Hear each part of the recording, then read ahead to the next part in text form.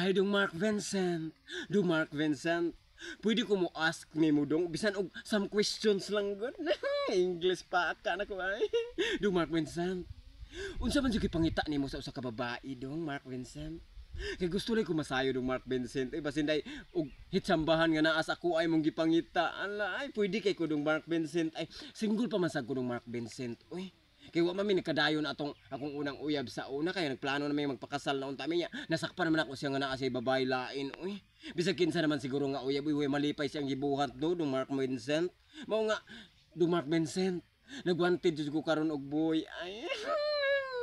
Dili girl boy. Bito Mark Vincent basin available ka ba? Pwede ti ka nga mahimong kapi ka sa kinabuhi dong Mark Vincent. Sige na dong. Tagay sa kong chance dong Mark Vincent. Uy. Kaya ganahan na jud ko nga makaanak sag ko. Uy. Para mailhan jud ako ba nga birok ba ko or dili ba ko kapaanak, dili ba ko kaanak. Ana bitaw dong Mark Vincent. Sige na dong Mark Vincent. Uy. Tagay kong chance ba? Nihangyo na jud ko nimo dong Mark Vincent ay.